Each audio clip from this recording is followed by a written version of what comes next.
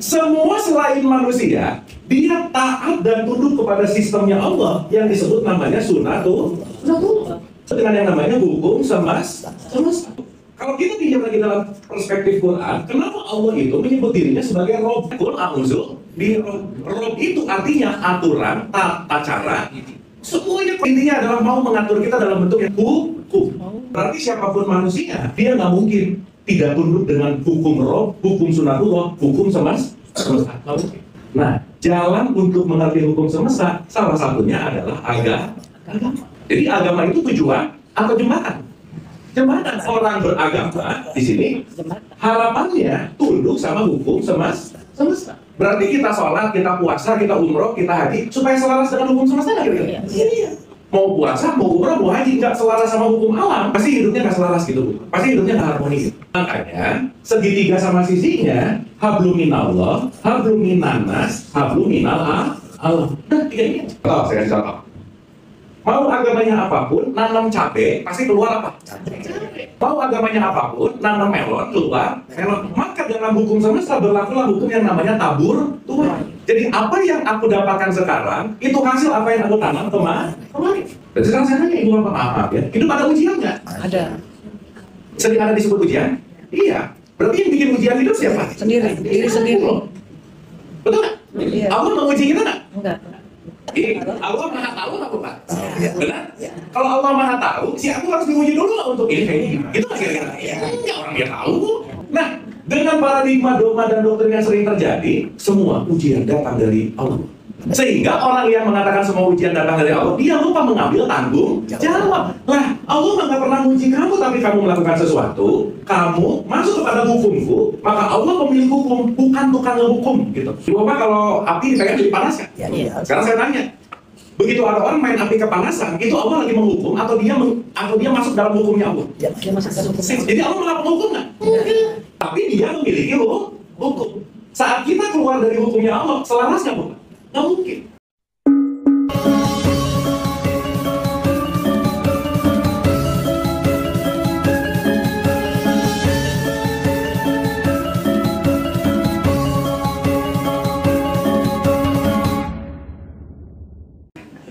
Baik, Ibu dan Bapak, hari ini seperti biasa saya selalu mendisclaimer, ini bukan ceramah, bukan tausiah, bukan mau memberi nasihat gitu ya.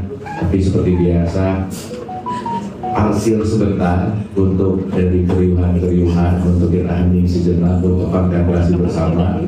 Mungkin ruangan untuk kita sama-sama sedikit memutar ulang dari konteks apa yang sudah kita lakukan. Jadi ini adalah tempat kontemplasi bareng, dan apapun nanti yang diizinkan untuk dialirkan senantiasa jadi pelajaran buat kita bersama. Seperti ya Ibu Bapak ya.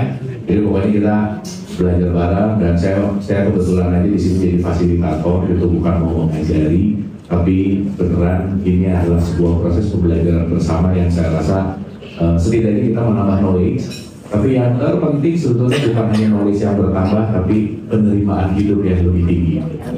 Karena pada akhirnya Ibu Bapak, kita nggak pernah bisa melawan kenyataan.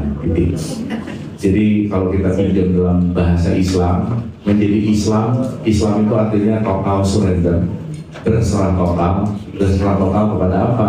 Berserah total kepada kenyataan. Dan kenyataan itu yang paling sering kita lawan, betul nggak? Jadi semua penderitaan itu semua adalah pengennya A, kejadiannya B. Pengennya B, kejadiannya C.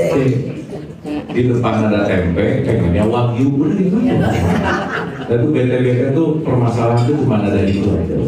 Oke, seperti biasa kita akan open discuss, mengelaborasi dari sudut pandang apa atau pertanyaan atau gimana. Mana itu? Siapa tahu ada apa gitu. Ya, serah dulu. Ya, waktunya habisin Ibu saja.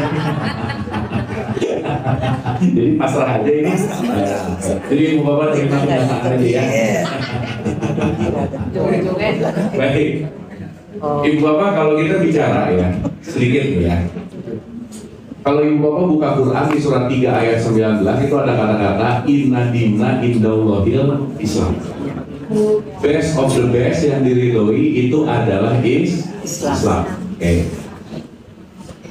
kita udah bahas ulang-ulang Ibu Bapak. Islam ini bukan berbicara dalam konteks yang namanya identitas tuh bukan. Gitu ya. Tetapi Islam ini kita berbicara tentang yang namanya value atau kita bicara tentang yang namanya sistem. Jadi apa yang saya ulang-ulang, barusan saya baru banget 5 menit yang lalu ada satu statistik Ibu Bapak, 10 negara yang paling percaya akhirat nomor 1 Indonesia. Paling percaya akhirat nomor 1 Indonesia. US 9-10. Religius paling tinggi Indonesia. Kedua sih nomor 2. Tapi ya korupsinya gitu juga sih. Ya. Itu menarik gitu, paradoks kan. Nah, yang menarik adalah kalau kita berbicara Islam sebagai identitas, ini hanya akan sebagai yang namanya nama gitu. Oke? Tetapi kalau kita bicara Islam sebagai value, ini akan keluar sebagai sebuah yang disebut yang namanya akhlak gitu ya. Maka Islam tidak hanya berbicara dalam konteks hanya penamaan, tetapi sifat dalam wilayah yang namanya akhlak. Maka akhlak ini nanti disebut Islami gitu ya. Sekarang pertanyaannya begini Bu. Dalam bahasa Islam itu adalah, kalau pakai bahasa Inggris yang keren disebut total surrender, berserah diri. Sekarang saya tanya Bu, kira-kira si berserah diri ini, total surrender ini, total surrender kemana Bu? Allah. Ke Allah. Oke, berarti total surrender kepada Allah. Oke? Pertanyaannya, alif lam lam ha ini juga bisa jadi nama aja nggak Bu? Ya? Gini, Ibu Bapak ketika ngomong Allah, ada referring menuju apa nggak kira-kira? Gini. Ibu Bapak kalau ngomong abu, mungkin rada-rada kebayang saya gitu. Berarti abu refer ke saya. Oke? Kalau Allah, refernya kemana? Atas ya. Atas mana? Langit. Surga. Betul nggak? Makanya dalam dunia tasawuf, tingkatan yang paling basic tentang Allah itu disebut nama atau yang namanya asma. Makanya disebut asmaul husna, nama-nama Allah. Sekarang saya tanya, kalau ada namanya, berarti ada barangnya nggak? Mestinya ada. Mestinya ada. Ada nama. Ada zat. Diam-diam gini. Lagi pikir. Betul nggak? Sekarang saya tanya, duluan namanya, duluan barangnya? Barang dulu baru namanya. Hah? Ya kecuali kalau main sih ya disiapin baru gitu. Ya oke. Tapi kan nggak mungkin papan tulis yang di mana? Nggak tahu, nanti pokoknya kalau mau itu papan tulis aja. Atau ada barangnya gini, ini kasih nama apa ya? Oh, papan tulis. Betul nggak? Iya. Berarti nama selalu merefer kepada sesuatu, betul nggak? Iya. Makanya dalam tasawuf lagi, Allah tidak hanya berbicara dalam konteks nama, tetapi lebih dalam lagi, dia bicara dalam konteks yang namanya zat. Gitu. Zat. Oke? Berarti konteks kalau kita berserah kepada Allah bukan hanya nama. Jadi ya mati Bu Bapak, orang yang di rumahnya ada tulisan Allah gede belum tentu Islami Bu. Jadi belakangnya kapnya ada tulisan Allah, la ilaha illallah, belum tentu. Kenapa? Karena boleh jadi itu hanya bicara dalam konteks yang namanya nama. Sampai sini oke? Supaya nanti kita ngerti, oh berserah diri ke Allah tuh gimana actionnya gitu. Betul nggak Bu? Ya. Islam tuh apa sih? Korelasi dalam konteks perilaku sehari-harinya tuh seperti apa gitu? Nah, saat orang sudah total surrender kepada Allah, itu disebut yang namanya, kalau dalam bahasa Arab, itu disebut abdi. Atau dalam bahasa kita juga disebut pengabdi sih. Maka disebutlah abdinya Allah, disebut abdilah. Abdullah gitu. Nah, orang yang mengabdi itu adalah orang yang beribadah. Jadi orang yang beribadah dia mengabdi kemana? Mengabdi ke Allah. Konteksnya dia menjadi hambanya Allah. Sampai sini oke? Sip? Nah, pertanyaan berikutnya. Bu, saya mundur dulu dikit, nggak apa-apa ya? Mundur aja. Mundur dulu ke sini. Nanti kita akan bahas yang agak lebih smooth dan dalam sedikit. Gini, Ibu Bapak kalau dengar kata ibadah, ting yang kepikiran apa? Sekarang saya tanya, sholat itu ibadah atau jembatan beribadah? Jembatan cara. Cara. Jadi mau sholat, mau puasa, mau umroh, mau haji, mau kurban, mau semuanya, ini adalah cara-cara supaya aku menjadi abdi. Jadi orang yang rajin sholat 5 waktu pasti menghambakan diri kepada Allah. Iya. Insya Allah. Ibu bapak maaf ya, ada nggak orang yang rajin sholat tapi rajin ngegosip? Ada nggak? Hanya. Jangan banyak sih. Berarti kalau dia sholat rajin tapi tetap ngegosip misal, berarti jangan-jangan dia menghambakannya bukan ke Allah tetapi kepada egonya gitu. Oh. Betul nggak? Makanya kenapa di dalam konteks awal istilah selalu ada kata-kata inna sholati wa nusuki. Inna sholatu ibadahku. Berarti sholat dan ibadah dipisah nggak kira-kira? Bisa. Nah, jadilah dikotomi. Ibadah dianggap hanya kegiatan-kegiatan keagamaan dalam bentuk ritual. Makanya lagi meeting azan, ibadah dulu yuk. Berarti waktu meeting nggak ibadah dong? Sudah sama. Benar nggak ini? Iya. Ibu bapak duduk lagi ibadah nggak ini sekarang? Iya. Hah? Iya. Karena tidak ada waktu yang tidak bisa ibadah kepada Allah. Semuanya ketika menjadi hamba, dia melakukan ibadah. Sampai sini oke Bu? Sip ya? Jadi nanti kita supaya ngerti dulu, oh mana jembatan, mana titik sampai, mana nilai, mana nama. Jadi kadang-kadang maaf banget Bu, Pak. Udah namanya Islam, terasa paling aman gitu loh Bu. Makanya kan suka doa Bu Bapak, semoga dimatikan dalam keadaan husnul khotimah. Husnul khotimah di atasnya ada tanda bintang, syarat dan ketentuan. Betul nggak? Dan syaratnya udah pasti bukan identitas. Karena identitas itu berubah Bu Pak, dan mati nggak dibawa sih. Oke? Ibu bapak kayak lapar ya? Oke. Dapat ya? Oke. Karena kita mau lancar di sini Bu Pak, supaya nanti kita ngerti bahwa once kita beribadah tuh berserah diri kemana sih? Karena kalau kita nggak tahu berserah diri kemana, ini jadi ngambang gitu Bu. Ini nanti Allah disalahin mulu gitu. Ada ujian datang, Allah memberikan aku ujian, disalahin mulu gitu. Sehingga nanti kita nggak ngerti sistem sunatullahnya seperti apa. Oke? Sip? Nah, ini yang pertama Bu. Kita pakai 2 variabel ya sekarang. Yang kedua Bu. Yang kedua, saat berulang tahun, ini saya nanti kita kaitkan ya. Umur nambah nggak Bu? Nambah. Umur apa yang nambah? Iya. Angka.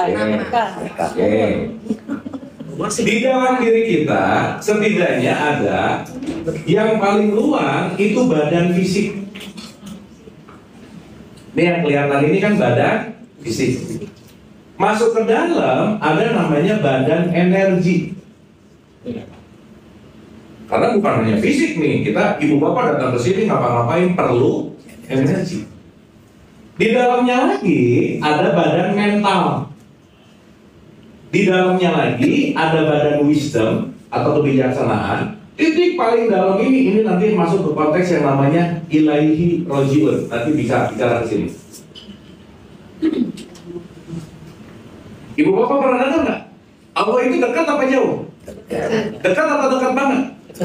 Berarti kembali ke Allah ke tempat yang dekat atau ke tempat yang jauh? Dekat. Nah, tapi gimana mau ke tempat yang dekat kalau kita tidak melampaui yang luar, masuk ke dalam, sampai nanti ketemu yang paling dalam.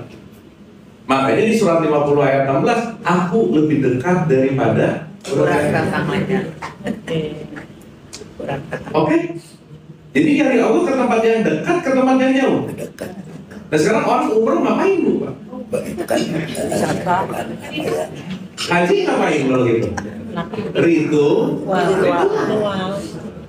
Jadi Allah bukan nongkrong di Ka'bah, bukan nyari Allah di situ, bukan, tetapi melakukan sebuah ritual jembatan. Maka nggak ada kepastian orang pulang haji pasti takwa, belum tentu bu. Betul nggak? Sip ya. Nah, saya ingin membagi dua dulu nih supaya jangan sampai kita sibuk di ritual tapi nggak selaras dengan Allah gitu loh bu. Makanya di Al-Maun itu ada kata-kata fawailul lil musholin, celakalah orang yang sholat. Kenapa? Jasadnya sholat tapi semua elemen yang lainnya enggak gitu. Ibu maaf ya, ada nggak yang sholat kira-kira Allah tidak ada sih. Berarti benar nggak? Jasadnya sholat, tapi urusan mental jiwanya nggak terhubung gitu. Betul? Makanya fisik bertambah usia, tapi mental, wisdom dan lain-lain ini belum tentu naik derajatnya. Berkurangnya. Belum tentu. Maka menua itu pasti, tapi belum tentu mendewasa. Belum tentu. Oke bu? Oke. Sip ya? Nah, dari dua variabel ini nanti kita akan satuin terus dengan usianya nambah, usia yang mana? Sip ya? Makanya ibu bapak nanti habis ini panjang umurnya serta mulia. Mulia itu konteks takwa. Kemuliaan ini tidak diukur dari ukuran fisik, tapi ukuran value. Jadi maaf ya ibu bapak, pernah dengar kata pengalaman nggak? Saya tuh tua lebih berpengalaman, bener sih. Tapi belum tentu lebih baik. Belum tentu. Makanya kalau orang tua sama anak, kenapa orang tua disebut tua? Satu, duluan hidup, bukan itu aja. Dulu banyak tahu, banyak pengalaman iya, tapi belum tentu lebih baik. Karena kualitasnya bukan dilihat dari ukuran usia fisik, bukan hanya itu. Tetapi dari kualitas yang lainnya, sehingga nanti kita akan berbicara sesuatu yang holistik. Sampai sini oke ibu bapak? Oke. Sip ya? Sip. Nah, kita masih pemanasan bu, belum ya? Ya, pelan-pelan. Mudah-mudahan habis ini kita punya perspektif yang lebih luas tentang hidup gitu bu. Ya, bismillah. Nah, berarti mau nggak mau kita perlu sedikit memahami konsep Allah gitu. Supaya nanti once kita ngerti konsep Allah ini sebagai sebuah awaliyah dan akhir, nanti kita ngerti ibu bapak nyembah Allah tuh gimana gitu. Karena itu maaf ya, orang yang sholatnya rajin dia sekali lagi belum tentu lagi menyembah Allah, belum tentu. Dia cuma lagi ritual. Lah, habis sholat tetap nyolong misalnya, nggak masuk. Betul? Puasa lagi ya, tapi minimal sholat bagus aja sih. Minimal waktu ibu bapak sholat nggak ngomongin orang lain itu lumayan. Tapi ada tapinya, maaf banget nih. Jangan sampai begitu rajin ritual, dia udah merasa bahwa dia sudah menjadi perfect. Makanya penilaian Allah nggak pernah ada ritualnya kan, sok ibu bapak cari sumber raya. Nggak ada kalimat yang paling mulia adalah orang yang paling rajin tahajud. Nggak ada bu. Yang paling mulia adalah orang yang rajin umroh. Ada. Tapi yang paling mulia adalah orang yang paling takwa. Dan takwa nggak ada urusannya sama identitas.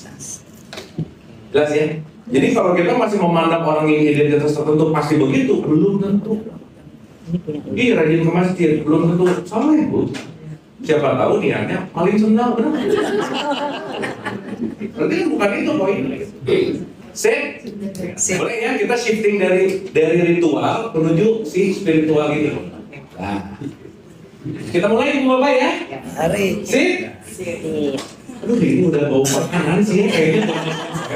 kambing guling kan membuat distraksi gitu. Tapi yaudah. Sebentar lagi bentar lagi kenapa? Ya, oke. Nah, innalillahi wa inna ilaihi. Please kalau dengar ini lepas dulu dari mati musibah, udahlah. Itu konvensional tinggi. Oke?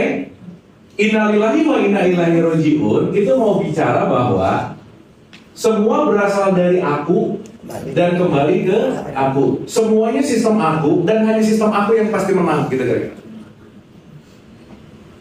Oke? Jadi ilaihi raji'un bukan urusan nanti mati terus pulang, bukan gitu lagi, bukan itu poin. Tapi adalah sistem hidup bahwa kita nggak bisa lepas dari Allah gitu. Nah, saya akan menyebut Allah itu adalah titik tengah yang ada di sini. Allah itu di sini, gampangan. Oke? Maka ketika kita ilaihi raji'un, sekali lagi, ibu bapak maaf, yang tadi Allah dekat apa jauh? Dekat. Berarti kalau mau kembali ke Allah, ke tempat yang dekat, ke tempat yang jauh? Dekat. Jadi ketemu Allah nunggu nanti? Enggak. Setiap Betul? Oke?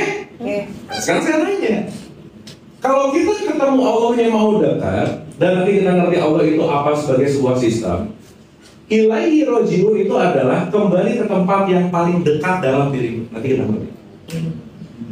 Jadi kata kuncinya adalah dekat. Oke? Saya balik sini ya.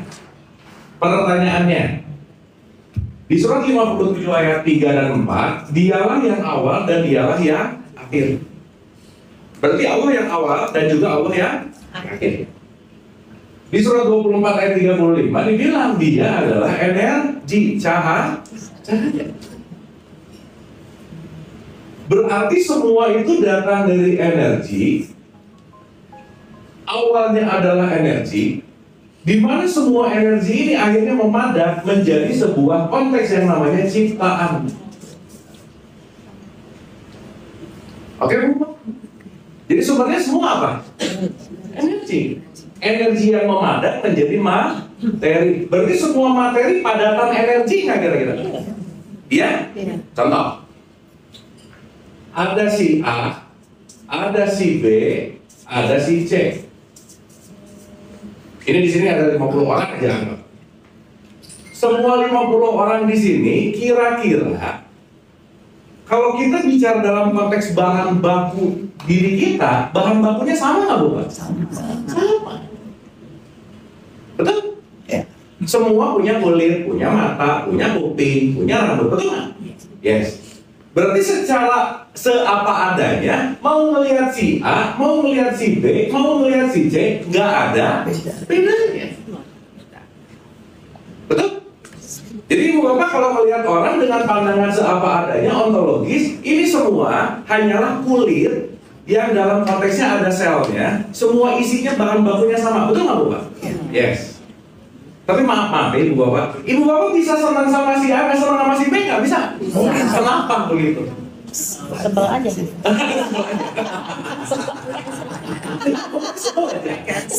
Jujur.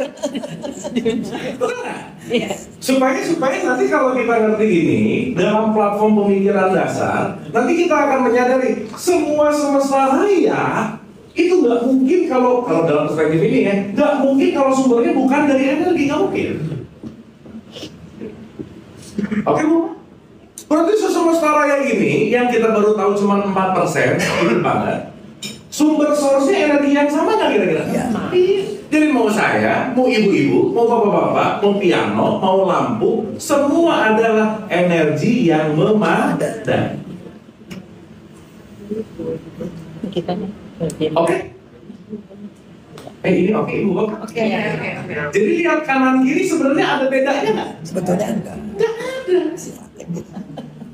Kenapa coba Bu Pak? Ini sedikit ya, kita untuk mengerti aja. Si A dalam tubuh biologis kita ini kumpulan atom nggak Bu Pak? Iya. Ini atom, ini atom, ini atom. Di dalamnya pasti ada proton, neuron, elektron, berapa sih? Sekarang saya tanya, Di benda apa yang nggak ada tiga unsur ini yang membentuk atom? Ada nggak kira-kira? Nggak ada. Di sini ada nggak? Di sini ada nggak? Di sini? Jadi secara seapa adanya antara piano, papan tulis sama si Abu nggak ada bedanya. Betul nggak? Sekarang ada. Sip? Punya jiwa. Disitulah nanti kita ngerti. Kalau kita melihat persamaan semuanya, makanya kenapa di Al-Baqarah 115 ada kata-kata kemana saja kamu menghadap itu wajahnya Allah.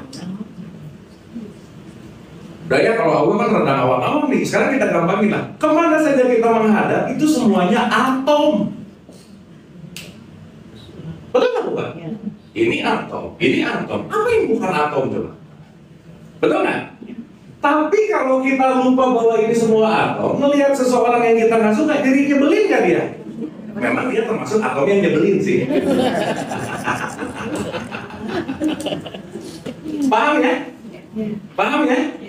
Supaya kita tidak memiliki mindset yang maaf ya. Once kita menyadari bahwa semuanya adalah materi yang memandang konteksnya unsurnya datang dari Allah yang sama, kita nggak akan ngejudge mana presiden, mana jenderal, mana tukang beca, mana tukang bakso. Nggak penting. Semuanya adalah wujud dari energi. Oke Bu? Sip ya? Disitulah nanti disebut tahu satu kesatuan yang nggak pernah terpisah. Nah, berarti selain yang namanya manusia, lupa. Nggak ada sok ibu bapak ngelihat pohon melon sama pohon alpukat saling ngegosipin pohon semangka. Betul nggak? Semua selain manusia, dia taat dan tunduk kepada sistemnya Allah yang disebut namanya sunnatul. Inilah yang sering disebut dengan yang namanya hukum semesta. Cuman manusia yang dikasih pilihan, kamu mau ngikutin hukum semesta aku, boleh, mau nggak juga, terserah. Tapi ada konsekuensi. Sampai sini oke Bu? Oke. Sip ya?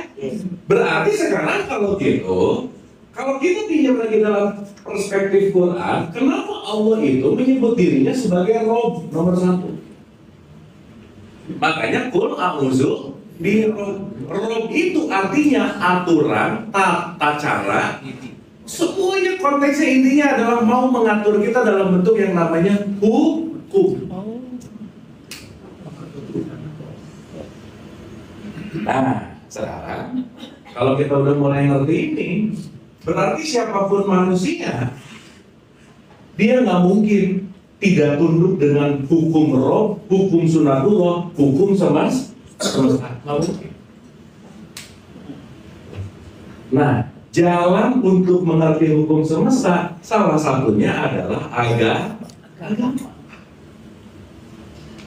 Jadi agama itu tujuan atau jembatan? Jembatan. Orang beragama di sini harapannya tunduk sama hukum semesta. Sampai sini oke Bu? Ya. Berarti kita sholat, kita puasa, kita umroh, kita haji supaya selaras dengan hukum semesta nggak kira-kira? Iya. Mau puasa, mau umroh, mau haji nggak selaras sama hukum alam, pasti hidupnya nggak selaras gitu Bu. Pasti hidupnya nggak harmoni gitu. Makanya segitiga sama sisinya hablum minallah, hablum minannas, hablum minal Allah. Nah, tiga ini aja. Oke Bu? Sip ya? Iya. Contoh, saya kasih contoh. Mau agamanya apapun, nanam cabai pasti keluar apa? Cabai. Mau agamanya apapun, nanam melon, keluar melon. Maka dalam hukum semesta berlakulah hukum yang namanya tabur tuai. Jadi apa yang aku dapatkan sekarang, itu hasil apa yang aku tanam kemarin. Makanya kita disuruh sholat nggak Bu Pak? Sholat itu kan kontemplasi. Allah Akbar. Oke, kontemplasi apa yang didengar, apa yang dilihat semua. Oke, kenapa hari ini terjadi? Karena kontemplasi aku kemarin menanam itu gitu.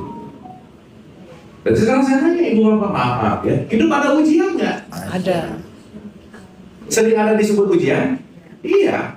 Berarti yang bikin ujian hidup siapa? Sendiri, diri sendiri. Betul nggak? Iya. Allah menguji kita nggak? Enggak. Mulai. Kita puji diri sendiri. Puji diri sendiri. Allah maha tahu nggak Pak? Iya. Benar? Kalau Allah maha tahu, si aku harus diuji dulu nggak untuk ini kayaknya gimana? Gitu nggak kira-kira? Enggak, orang dia tahu. Oh. Betul nggak? Nah, dengan paradigma, dogma, dan doktrin yang sering terjadi, semua ujian datang dari Allah. Oh. Sehingga orang yang mengatakan semua ujian datang dari Allah, dia lupa mengambil tanggung jawab. Lah, Allah nggak pernah menguji kamu, tapi kamu melakukan sesuatu, kamu masuk kepada hukumku, maka Allah pemilik hukum, bukan tukang hukum, gitu. Oh. Ibu bapak kalau api dipegang jadi panas kan? Iya. Sekarang saya tanya, begitu ada orang main api kepanasan, itu Allah lagi menghukum atau dia masuk dalam hukumnya Allah? Dia masuk dalam hukum. Jadi Allah malah penghukum nggak? Tapi dia memiliki hukum. Pertanyaan saya, saat kita keluar dari hukumnya Allah, selaras nggak bukan? Nggak mungkin. Jadi katakanlah penderitaan, stres, depresi, anxiety, semua yang kita sebut emosi-emosi negatif datang, ketidakenakan hidup datang. Kenapa? Karena aku tidak selaras dengan hukumnya Allah. Ibu apa? Nah, saya kasih satu kata simpel aja. Ibu maaf ya, rada muter, tapi mudah-mudahan dapat gitu. Supaya nanti sholatnya lebih mantap, puasanya lebih mantap. Apa? Bukan, ya maksudnya nyari pahala, nyari surga. Udah gitu ya ibu bapak ya. Ya kan? Masa sih kita ada apa ya? Transaksi gitu. Ini hari. Betul nggak? Ya bapak, saya mau nanya nih. Kalau ada orang dengan sukarela memberikan sesuatu, berharap lipat ganda jadi lebih besar, namanya apa? Ya, judi. Ini kalau orang judi, ikhlas yang ngeluarinnya? Enggak.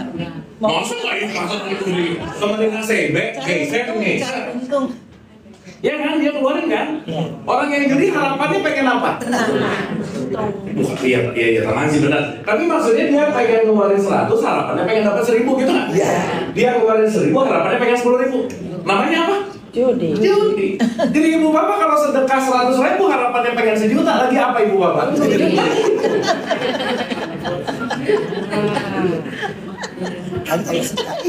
Ini bener nggak? Iya. Makanya di dalam Quran jangan berjudi. Ini bukan urusan main kartu, bukan. Main kartu mas saya pesulap. Dapat ya? Oke ya? Ya bu. Pamri gimana? Ya sama bu. Sama. Pamrih sama. Kalau pamrih berarti ada sesuatu yang pengen balik nggak? Iya. Iya. Sekarang saya tanya ibu bapak, maaf. Waktu sholat ngomong alhamdulillah. Ini waktu sholat ngomong alhamdulillah nggak? Iya, itu kan di Al-Fatihah. Alhamdulillah. Ibu bapak ini kayaknya lupa sholat ya. Kan lagi Al-Fatihah kan pasti baca alhamdulillah, betul nggak? Iya. Sekarang saya tanya, punten mohon maaf ya. Begitu alhamdulillah, kita lagi menyatakan apa coba? Bersyukur. Iya benar, bersyukur. Segala puji hanya bagi Allah. Karena kita nggak pernah punya apa-apa, nggak bisa apa-apa, hanya mengalirkan. Secara bahasan begini. Oke? Pertanyaan. Begitu alhamdulillahirobbilalamin, segala puji hanya dari Allah. Begitu ngasih, ada pamrih. Enggak dong. Nyambung nggak sama alhamdulillah? Enggak. Sip ya? Jadi ya. Bukannya itu tentang ujian ya. Ya.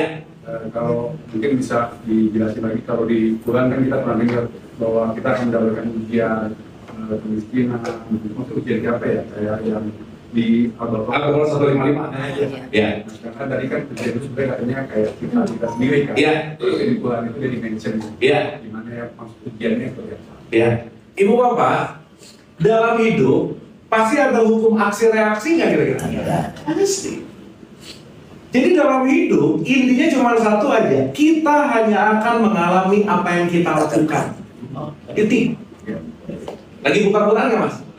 Surah 42 ayat 30 coba buka. Satu ayat. Oke. Saya bacain aja Bapak ya. Semua musibah yang terjadi pada dirimu disebabkan oleh perbuatan tanganmu sendiri. Gitu ya mas ya? Yes. Jadi sekarang kita jadi apa? Sekarang kita mendapatkan apa? Sekarang kondisinya seperti apa? Semua datang dari tarik-menarik hukum sebab akibatnya kira-kira. Jadi ibu bapak maaf ya, contoh. Bisa nggak orang lain bikin kita sakit hati? Bisa.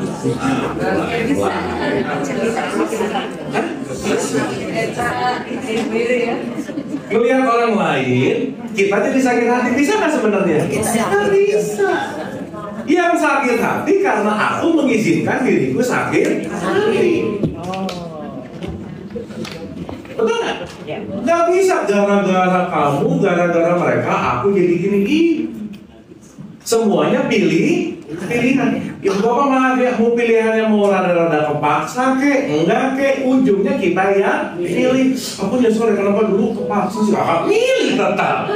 Pokoknya sama sekarang juga. Betul nggak?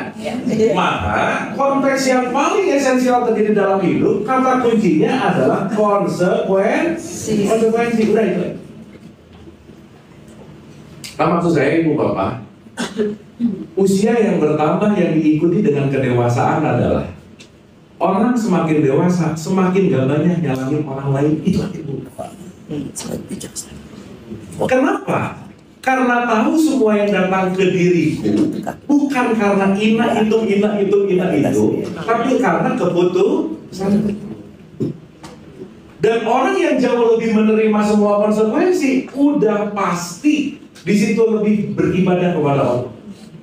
Kenapa coba? Karena semua yang pengen saya ceritain, hukum terbesarnya Allah nanti paling ujung itu disebut yang namanya realitas, yang disebut kenyataan.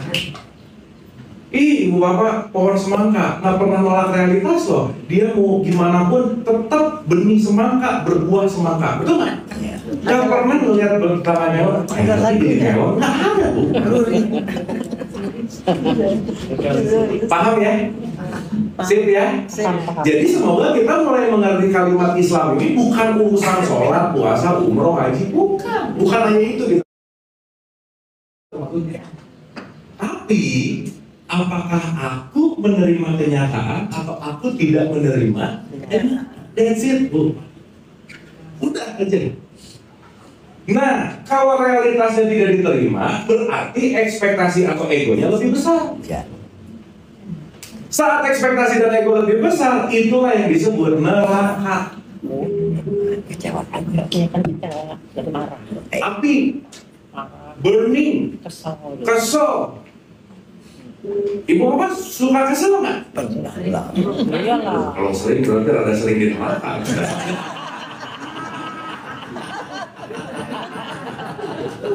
Paham ya? Tapi saat ekspektasinya lain sama realitas, itulah yang disebut surga.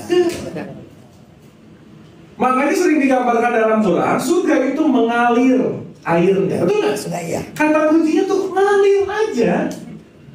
Berarti orang yang mengalir, tingkat resistensi terhadap kenyataan yang pasti rendah.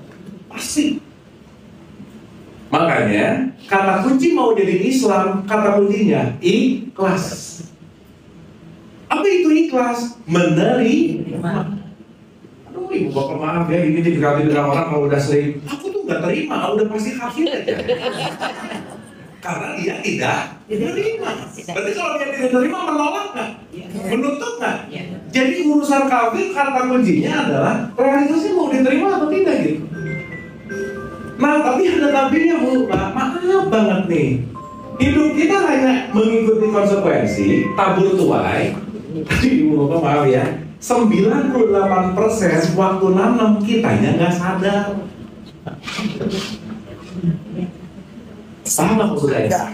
Gini, Kalau sekarang saya sadar nanam cabai, tahu akan berbuah cabai. Tapi kalau waktu nanamnya rada-rada mabuk nih, nggak sadar nanam apa. Betul? Jadi waktu berbuah, kaget loh, kok ada cabai lah, kan kamu nanam. Oh, bukan kenapa cabai ada, aku lupa waktu nanamnya seperti apa. Contoh lah ibu bapak, kalau saya jauh-jauh, omongan kita, perilaku kita, banyak yang disadari, banyak yang nggak disadari.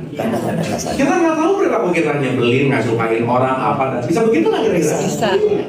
Dan 98% kitanya tidak sadar. Tiba-tiba orang benci aja sama kita, kenapa? Padahal aku nggak apa-apa. Ih, bukan nggak apa-apa. Kamu nggak sadar, nanti kamu nyebelin gitu. Bisa begitu nggak? Bisa. Iya. Sip ya? Oke ya? Jadi yang ingin saya garis bawahi di sini adalah bagaimanapun kita dalam konteks beragama, berislam, gak bisa enggak kalau tidak selaras dengan hukum semesta. Makanya disebut Robul Alamin. Robil Alamin itu kan Rob yang menjaga, yang mengatur semua alam semesta dengan hukumnya. Nah ibu bapak tiap detik, tiap hari, tiap hidup, tiap semua pengalaman hanya mau menyelaraskan dengan hukum itu. Dan makanya kita belajar. Oke, belajar dari fikihnya, belajar dari tarekatnya, belajar dari tasawufnya, ada sainsnya. Semuanya cuma hanya mau selaras dengan ini, udah gitu aja. Iya. Oke Bu? Siap. Sip? Sip. Nah, sekarang kita masuk. Apa yang membuat tidak selaras? Itu ini. Ya, tidak selaras apa ya? Apa yang membuat tidak selaras? Berarti ibu bapak di ruangan ini semua atom, oke? Ya. Iya. Tapi ibu bapak punya preferensinya. Oh kalau yang gini buat ibu-ibu ini ganteng, ini enggak. Ada preferensi nggak? Padahal dua-duanya atom yang sama. Betul nggak? Ibu bapak mau Hermes, mau Prada, dua-duanya atom. Cuman dikasih merek, bener nggak? Iya. Berarti kita korban merek nggak kira-kira? Iya. Makanya pengen lagi karena merasa bahwa itu bukan atom, ini beda. Jadi new edition pengen beli lagi, kenapa? Oh, ini beda. Padahal semua intisarinya atom nggak kira-kira? Jadi semua sumber permasalahan hidup datangnya dari mana? Keinginan. Pengen. Kan kita tahu ya ibu bapak, setan masuk melalui keinginan. Jadi ibu bapak kalau lagi banyak mau, lagi banyak apanya? Karena setiap keinginan yang nggak kejadian, jadilah masalah. Berarti ibu bapak maaf ya, semakin mendewasa, semakin mengontrol manajemen keinginan. Kan ada keinginan, ada kebutuhan gitu. Ya, jelas ya? Sampai sini oke ya? Nah, jadi nomor satu ibu bapak, menjadi Islam adalah menjadi selaras. Menjadi Islam adalah menjadi orang-orang yang selalu mau menerima kenyataan. Ibu bapak maaf ya, banyak yang terjadi dalam hidup kita yang sesuai kenyataan, sesuai keinginan atau enggak? Ya, Mana yang lebih banyak? Yang sesuai atau yang nggak sesuai? Kalau udah lebih banyak yang sesuai, wah, udah bagus sih. Insya Allah. Gitu. Berarti kita tidak banyak menolak hidup. Karena hidup itu adalah kenyataan. Ya. Jadi musuh utama kita adalah Diri sendiri. Diri sendiri. Maunya ini, kejadiannya itu the real enemy di sini. Aku tuh maunya, pasti mana aku? Maunya. Berarti nggak cocok dengan kenyataan. Oke? Berarti banyak tabungan ekspektasi yang belum kejadian nggak sampai sekarang. Ya. Makanya ibu bapak, nggak ada cara lain. Cara menjadi Islam terbaik adalah memaafkan dan dari selesai. Karena orang yang sulit memaafkan pasti susah menerima kenyataan. Udah pasti. Ibu bapak maaf, memaafkan itu anugerah atau dilatih? Dilatih. Nggak bisa Allah jadikan aku orang pemaaf. Nggak bisa. Berarti kalau ibu bapak mau jadi orang pemaaf, perlu ketemu banyak orang nyebelin. Belajar dari situ. Berarti kalau ibu bapak ketemu banyak orang nyebelin, satu, alhamdulillah. Karena tanpa orang nyebelin ini, aku nggak mungkin bisa belajar memaafkan, aku nggak mungkin bisa selaras dengan kenyataan. Jadi orang nyebelin perlu nggak bu? Perlu. Makanya Allah menciptakan setan. Karena tanpa setan kita nggak belajar penerimaan. Jadi ibu bapak maaf ya, ini saya mau simpelin aja ya. Pada akhirnya ibu bapak mau skenario kita, mau silabus kita, cuma satu aja, terimalah misi hidup kita seapa adanya, karena masing-masing hanya untuk menerima titik. Iya. Udah di situ aja. Nah, yang menarik, memori-memori yang belum diterima ngumpul jadi sebuah luka di dalam diri kita. Iya. Oke? Oke. Sip. Jadi hambanya Allah yang gimana bu? Menerima kenyataan. Latihan nerimanya gimana? Allahu Akbar. Itu latihan. Kenapa disuruh sholat coba? Seenggaknya pikirannya nggak sibuk, tenang damai. Seenggaknya penerimaan itu bisa dilakukan kalau kitanya lagi dalam keadaan jiwa-jiwa yang tenang. Seenggaknya dalam 24 jam potong tidur, ada 5 waktu me time supaya jiwanya tenang, gitu loh Bu. Sok ibu bapak kalau lagi nggak tenang pikirannya banyak ide atau nggak ada ide? Solusi dapat atau enggak? Solusi datang semua ketika jiwanya tenang nggak kira-kira? Makanya lu sehari 5 kali Allahu Akbar, Allahu Akbar. Oke, resting. Istirahat. Supaya nggak terlalu sibuk, me time, supaya lebih calming, jiwa yang tenang, maka kamu akan lebih bisa melihat kenyataan seapa adanya, itu yang thinking dan jersey. Oke Bu? Cuman hari ini rata-rata sholatnya tidak berfungsi. Kenapa? Yang dianggap tujuannya yang penting udah gini, belum, udah sholat. Itu Bu. Betul nggak? Makanya sholat jalan, tapi kenapa nggak menerima realitas? Dia hanya diam di jembatan, tapi tidak melampaui dalam penerimaan kenyataan. So ibu bapak saya menanya, punten mohon maaf ya, menerima kenyataan susah atau mudah? Kelas ya. Susah Bu. Makanya perlu dilatih. Jadi pada akhirnya ibu bapak ya, aduh udah. Apapun pada keseharian kita ujung-ujungnya cuma disuruh Qul Allahu ahad. Terima.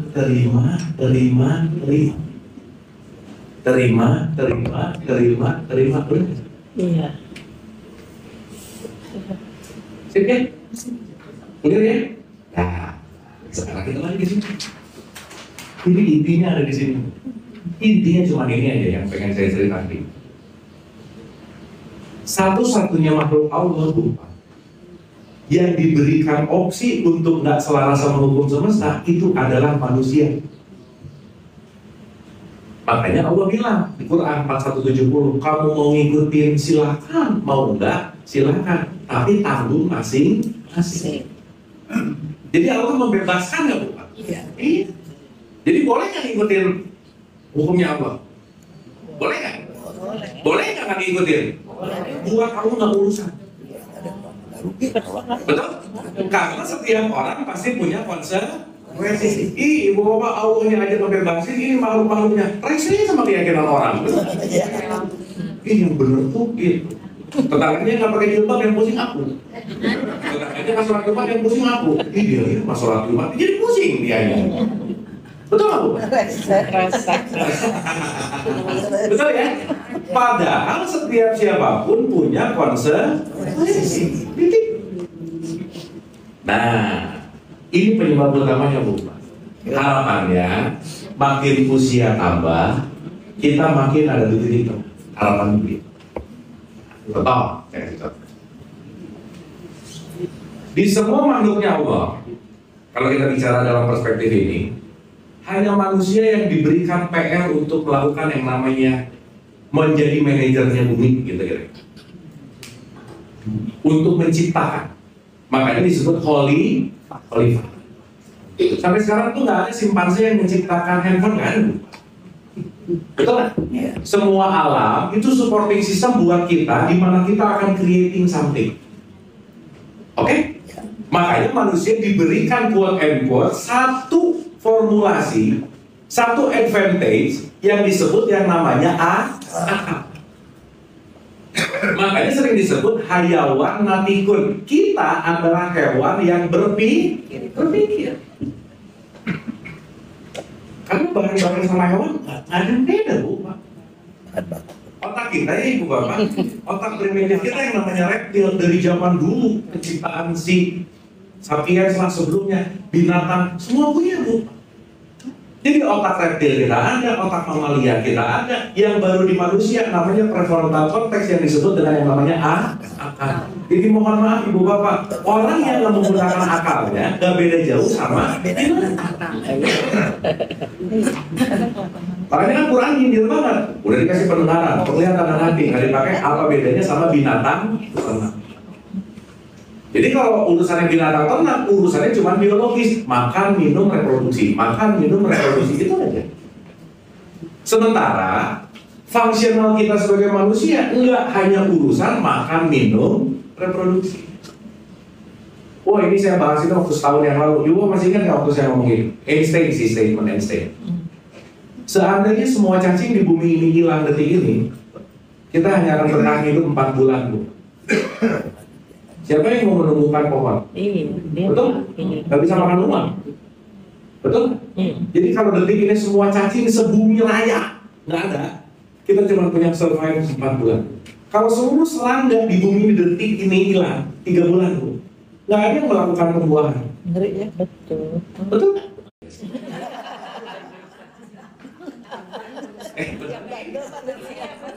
Betul nggak? Kalau kita semua nggak ada, bumi akan terus hidup nggak? Terus. Makanya dalam tradisi Jawa, kenapa disebut memayu ayuning bawono? Mempercantik bumi yang sudah indah, kan malah merusak. Gitu. Nah, sekarang kita renungkan. Tapi Bu, kalau bumi doang nggak akan ada mobil listrik gitu. Kalau bumi doang nggak akan mungkin ada 5G, 6G, AI nggak mungkin. Jadi hukum kita ini kerjasama nggak, Bu? Disebut rahmatan lil. Oke? Nah, 2 alat besar untuk menjadi khalifahnya Tuhan itu ada 2, Bu. Satu disebut memori, yang kedua disebut imajinasi. Semua benda yang ada di ruangan ini semuanya datang dari imajinasi dulu. Iya, betul. Betul nggak?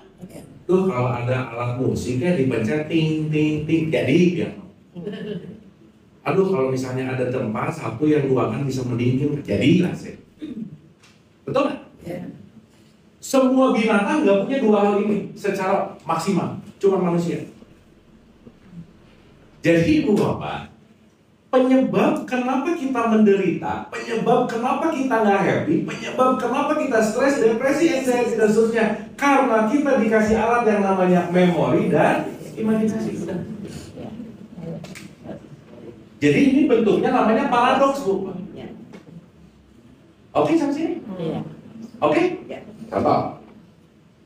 Ibu maaf ya, waktu tuh ilusi, Bu. There is no time. Iya, betul. Usia 77 itu simbol. Kumpul jam 14.00 simbol. Karena jam 14.00 di Pondok Indah, di Bali jam 15. Betul? Berarti pertanyaannya, kenapa sih Ibu Bapak maaf ya, orang sekarang merasa memiliki waktu masalahnya? Padahal waktu itu adalah ilusi. Dia hanyalah permainan psikologikal manusia. Berarti titik temu dengan Allah kapan? Sekarang. Jauh-jauh dari Allah. Karena hanya ketika dia tidak terjebak dengan masa lalu dan masa depan, dia sedang ada di titik sekarang. Inilah yang disebut ilahi di roji. Inilah yang disebut titik hidup. Jadi di sini jadi zombie, di sini jadi zombie gitu. Aduh, Sad Bad Truk sih, bukunya kata lagu Metallica ya, ada judulnya Sad Bad Truk. 98% manusia kalau nggak di sini hidupnya tiap hari. Makanya recycling. Makanya inventor bu, Pak, cuma 1%, 2% di sini. Sisanya pasti followers, sisanya pasti di bawah. Karena kenapa? Kontekstualnya adalah dia hidup di sini, hidup di sini, hidup di sini, hidup di sini. Makanya kenapa dalam perspektif Al-Fatihah Ihdina siratal mustaqim, siratal mustaqim. Masa depan siratal mustaqim. Jadi yang menyiksa kita cuma ada dua, Pak. Masa lalu dan masa depan. Iya betul. Oke Bu, ini kayak ke masa lalu gini Bu Bapak. Oke. Ibu Bapak maaf ya. Saat Ibu Bapak di saat ini sekarang, jadi fokus nggak? Iya. Fokus nggak? Fokus. Maka orang yang lebih banyak bisa fokus, cenderung dia akan lebih bisa tenang. Orang yang susah fokus, susah tenang. Kenapa? Oh gini tuh sih, gitu. Ini Ibu Bapak mukanya kayak merhatiin saya kan dari tadi gini-gini, gitu kan kira-kira. Iya, tapi di sininya kan sebentar-bentar aja gitu. Kayak wiper. Kayak wiper deh. Makanya titik tengah ini kalau dalam penelitian terkini dia cuma bisa 8 detik Bu. That's it. Nah jadi Ibu Bapak, hanyalah di titik tengah disinilah yang sifatnya tenang, damai, bahagia. Inilah yang disebut ilahi. Makanya kalau bahasa Quran, kamu hidup nggak lama. Maksudnya apa sih? Bukan urusan waktu, usia, bukan. Kamu di titik tengah itu nggak lama. Kenapa? Di sini, di sini, di sini, di sini. Bangun tidur udah kekecewaan yang kemarin. Aduh dulu. Jadi bangun tidur kecewa, ke masa lalu kecewa. Habis itu ngelihat berita, aduh nanti gimana? Kecewa, menderita, kecewa, menderita. Itu apa? Dan diulang-ulang jadi recording nggak di dalam tubuh kita. Jadi tubuh kita kecanduan dua-duanya gitu loh Bu. Jadi kalau nggak kecewa, tubuh lagi. Kok kamu belum kecewa sih hari ini? Gitu. Serius Bu? Beneran? Kamu kok belum anxiety sih hari ini gitu? Lagi. Contoh nih ya, saya kasih contoh nih. Ibu Bapak nanti kapan-kapan kita bahas lebih detail. Di dalam diri kita ini ada program. Ketika program diulang, lama-lama program menguasai keputusan kita. Jadi tubuh kita ini bisa jauh lebih bisa memilih daripada pikiran kita. Maka kadang-kadang ngomong dulu baru mikir, benar bukan? Iya. Texting dulu baru mikir. Kan ingat rumusnya, jempol lebih dekat ke handphone daripada otak ke handphone. Gitu. Jauh Bu. Artinya saat ini menjadi recording, berarti ini otomatis nggak? Iya. Kadang-kadang nggak pengen marah loh Bu, Pak. Tapi kenapa bawaannya marah dulu gitu? Kenapa? Karena 98% sudah dikuasai oleh kebiasaan. Berarti merubah kebiasaan perlu diulang-ulang, perlu repetisi nggak? Makanya sholat diulang-ulang, puasa diulang-ulang. Intisarinya melepaskan semua habits untuk kembali ke titik tengah. Gitu. Satu lagi ya. Saat di masa lalu namanya dunia. Saat di masa depan namanya dunia. Begitu nyampe di titik tengah, inilah yang disebut akhir. Kira.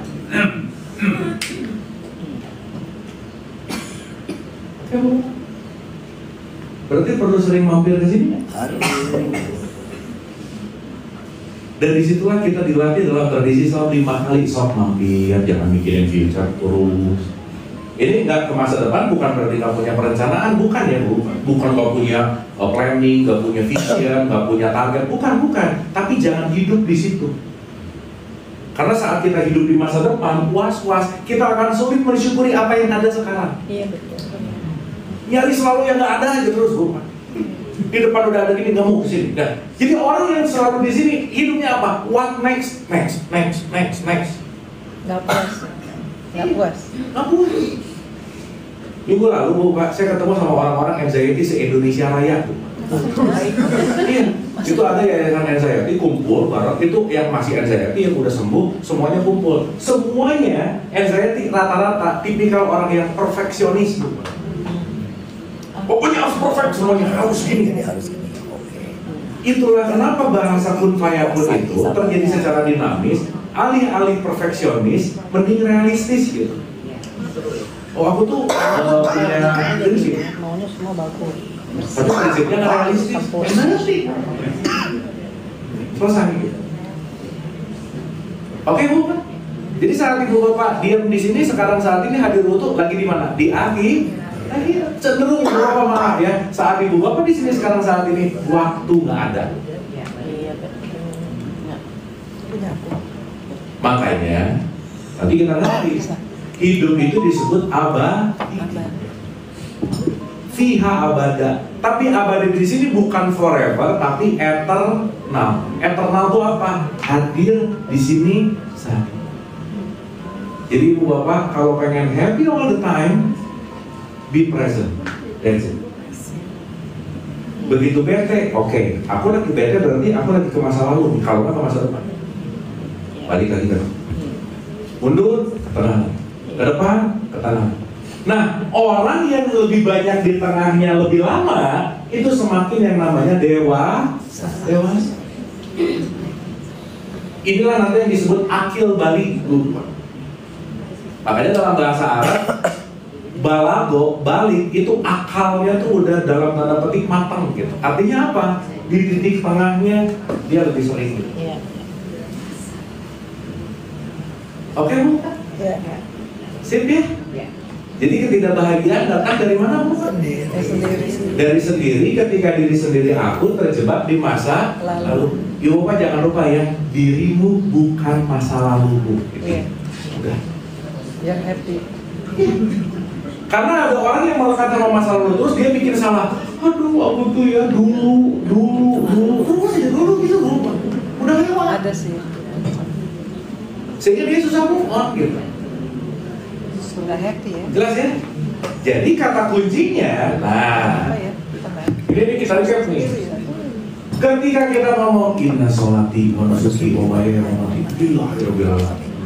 tidak ada segala sesuatu kecuali kenyataan dan aku hanya mau hidup di sini sekarang saat ini.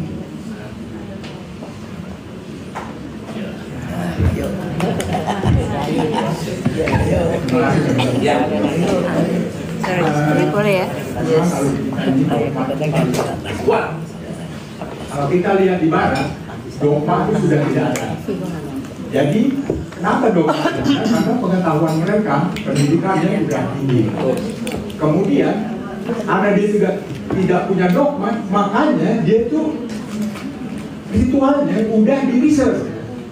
Nah, kalau research artinya dia betul-betul masuk dalam hukumnya Tuhan itu sendiri. Dia menyelidiki, menyatu dengan Tuhan. Jadi sampai kapanpun dia merasa itu happy terus.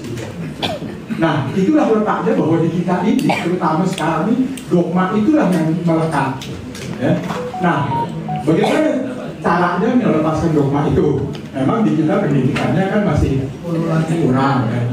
Sehingga konsepnya itu masih di dalam hukum-hukum agama, bukan di dalam hukum alam semesta itu.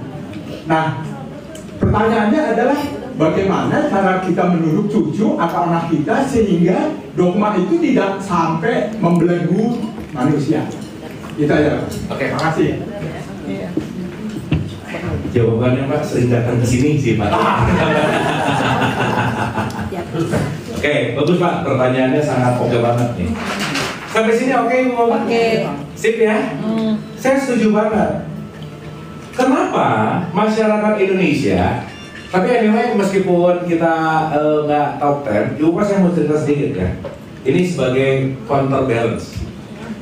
Di tahun 2010, negara paling Islamis dunia namanya New Zealand. Oke? Itu Pak, dari 208 negara.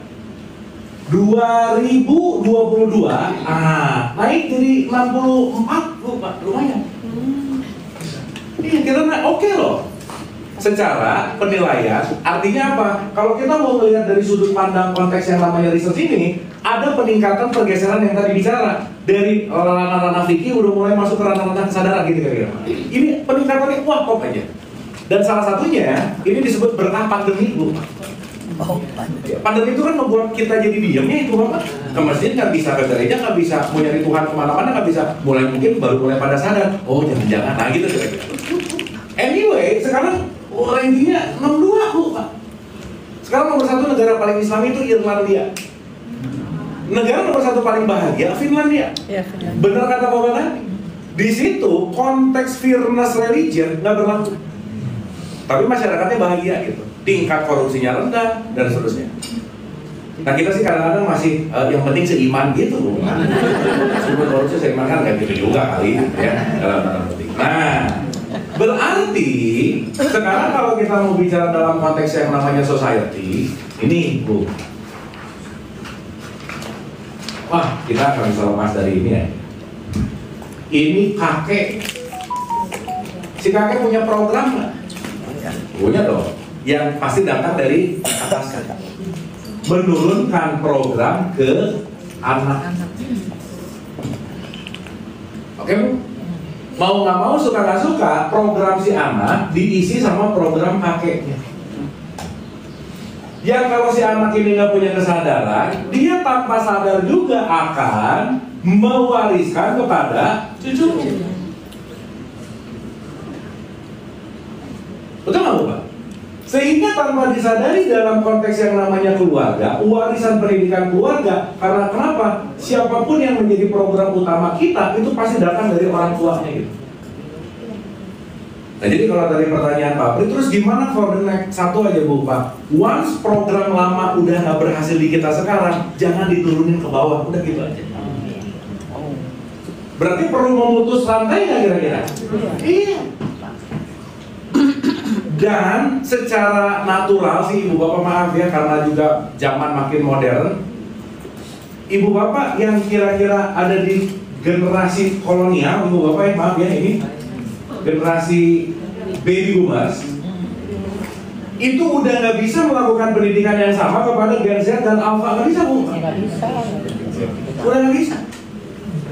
Kenapa? Karena tingkat perbedaan deras informasinya beda gitu kira-kira. Ibu maaf ya, kalau sekarang Ibu Bapak pakai religion things kepada anak-anak Z sama apa, kamu kalau nggak sholat neraka. Dia bisa ngomong, emang neraka di mana Bu? Gitu. Googling nanya kayak aja gitu. Neraka di mana? Jadi ini ngomong ini Ibu nggak sama gitu. Betul nggak? Tapi alih-alih maaf banget Ibu Bapak, culture kita lebih banyak udah sholat atau belum, tapi rada nggak peduli. Nah kamu hari ini perasaannya happy nggak? Nggak ditanya perasaan anaknya. Gak ditanya kondisi mental anaknya, yang penting gini-gini udah soleh, gitu. Berarti perlu ada shifting paradigm yang beneran masif, tapi sorry to say, perubahan masif nggak bisa enggak kalau tidak dimulai dari diri sendiri, udah gitu aja. Jadi kan kita datang ke sini update, kita pulang nih. Kita mau melakukan, kita mau memberikan contoh, kita memberikan sistem baru. Itu lagi membuat semuanya menjadi rantai-rantai untuk melakukan yang namanya perubahan. Gitu sih, betul. Karena lebih baik ya. Iya, karena gak bisa melakukan perubahan besar-besaran tanpa melakukan perubahan dari sesuatu yang partikal gitu-gitu. Dan betul sekali, karena ya gimana nih, mungkin Tuhan adil kali ya. Ya gini, ini kita ngomongnya secara ontologis ya. Negara-negara yang dekat dengan ekuator itu rata-rata IQ-nya rendah Bu. Kenapa coba? Karena alam nggak jadi musuh buat dia. Orang semua ditanam tumbuh kok, nggak ada musim dingin, nggak ada survival. Oke? Nah, salah satunya ketika alam bersahabat memang jadi paradoks sih, subur tapi nggak pintar-pintar amat. Tapi mungkin di sini salah satu keadilan Tuhan, kalau Indonesia subur, pintar banget, mungkin kita jadi wah belagu gitu. Mungkin. Tetapi kalau kita ngomongin secara ontologikal, balik lagi sih, dalam konteks apapun, memang semua yang namanya perbaikan dan pertumbuhan itu nggak bisa enggak. Semua intisarinya kembali kepada diri. Jadi terutama terkhusus, aduh ibu maaf banget ya. Ya kira-kira 40-50 ke atas memang berubah agak susah sih Bu. Memang. Iya, kenapa? Karena program udah nempel. Jadi perubahan itu pasti akan datang dari sesuatu yang lebih early, lebih muda. Gitu. Nah jadi sekarang bagi kita, mari kita kerjasama dari generasi boomers sampai ke sini dengan apa? Open mind gitu. Jadi kalau yang buat rumus ini untuk perubahan mengurangi dogma itu gimana? Susah. Ya udah, itu aja. Ya udah. Susah. Urusannya tinggal mau lagi atau enggak. Kita suka dikritik anak ya. Dasarnya begitu. Nanti lu suka dikritik anak. Kekuatan perubahan after 56 tahun, mohon maaf ya ibu bapak, itu turun drastis. Kenapa? Karena program kristalisasi program nempel dalam ini banget kesarannya. Dia ngebelain anaknya model kerjanya. Itulah kenapa ibu bapak punten ya, mohon maaf, orang gimana pun sih dia akan mau berubah kalau dia mengalami situasi yang sangat tidak nyaman dalam hidupnya. Iya, itu pasti cobaan tuh. Jadi Pak kalau misalnya mau yang rada 40-50 rada mau berubah harus dikasih posisi yang nyaman. Iya. Gitu. Karena posisi tidak nyaman karena membuat yang namanya berubah. Tetapi tenang Bu Pak, urusan perubahan ini kaitannya sama energi, vibrasi, frekuensi. Dan urusan vibrasi frekuensi tidak one on one permainan.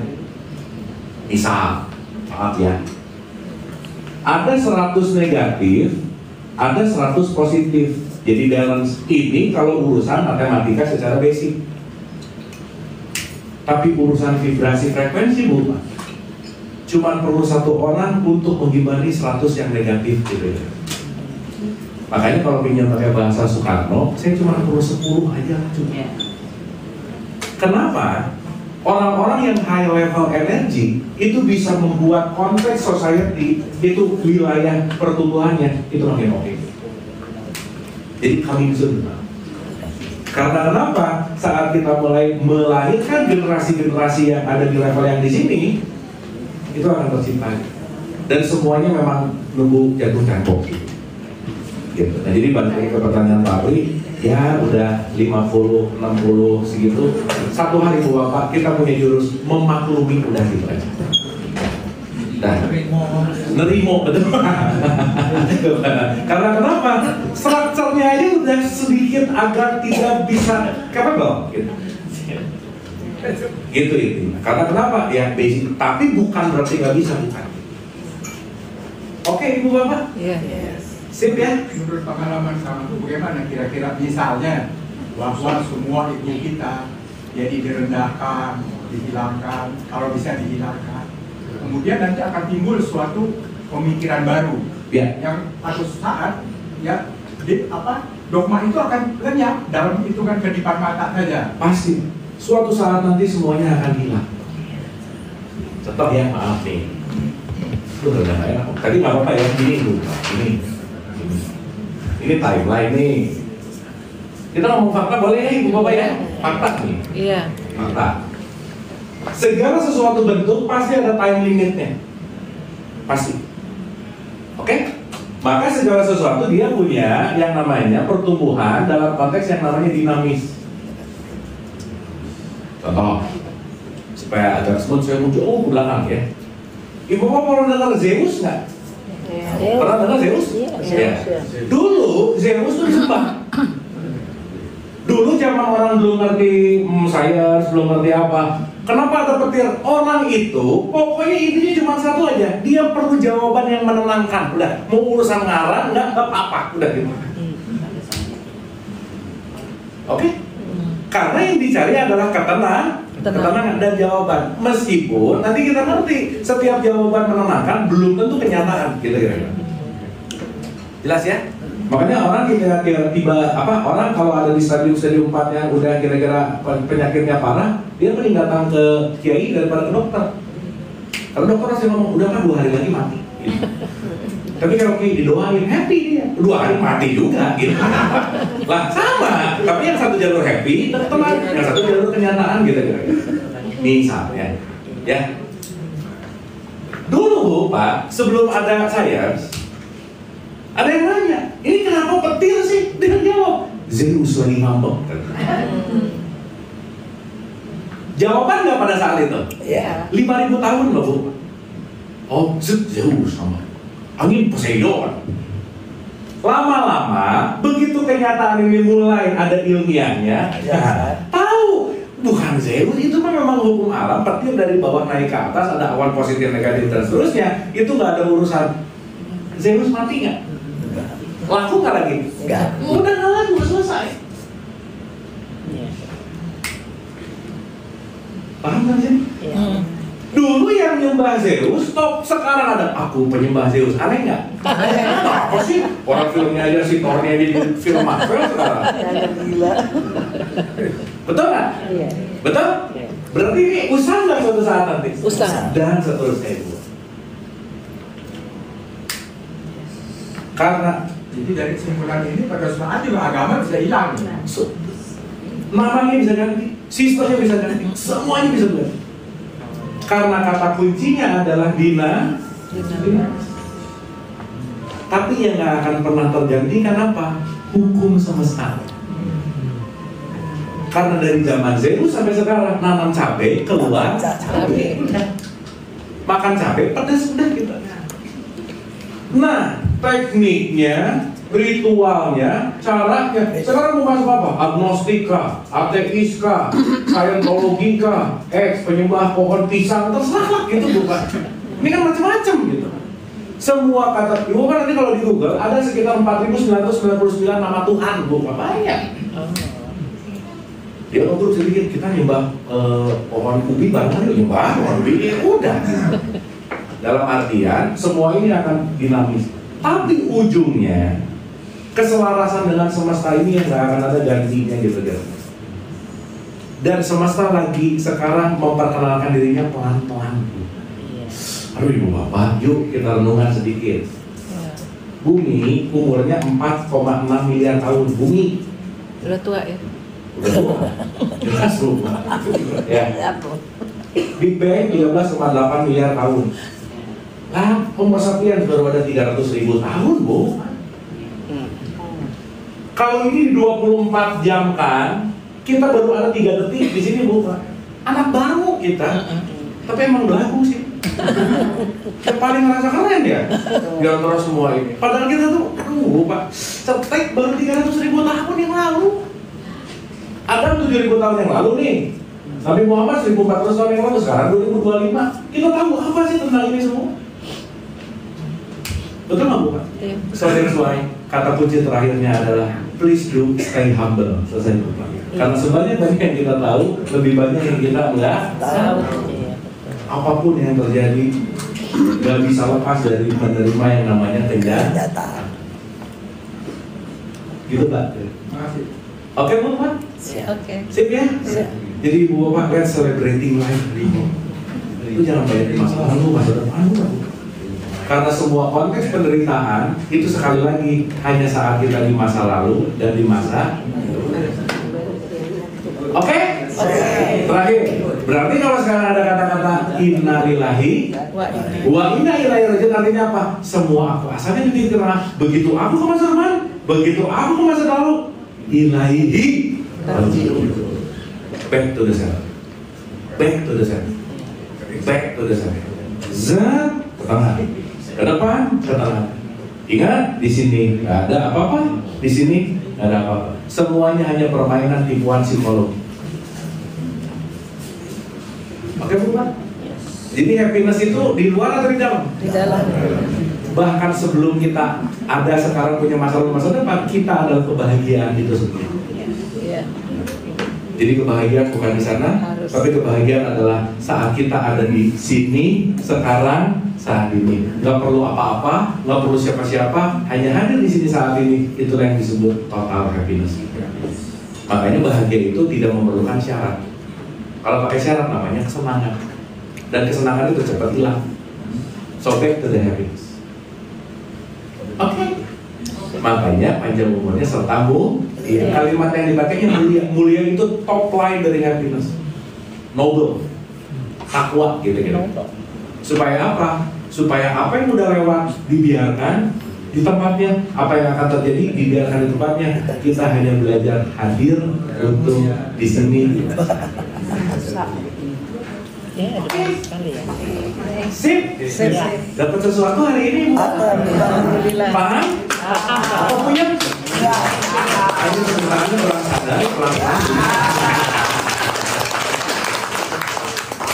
Baik, Ibu Bapak, atur nuhun, kami guli dengan duduk ya. Bapak udah nunggu semuanya. Kita untuk doa sebentar ya, Bapak sekali lagi khusus keluarga kita berserah sebentar, relax, kita dan menghadirkan diri kita untuk di saat ini. Sekali lagi Pak Patri senantiasa diberkahi selalu dan selalu diridhoi oleh Allah Subhanahu wa Ta'ala. Al-Fatihah.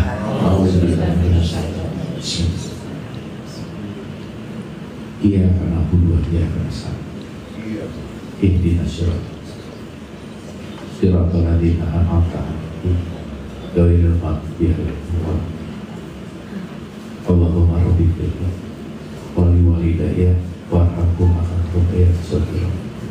Rabbana atina fid dunya hasanah wa fil akhirati hasanah wa qina adzabannar wa adkhilna jannata ma'al abrar.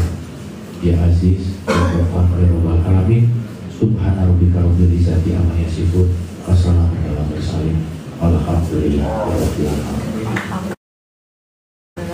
Amin, amin ya Rabbal Alamin. Ibu Bapak terima kasih. Sehat selalu dan keep happy. Wabillahi taufiq wal hidayah. Assalamualaikum warahmatullahi wabarakatuh.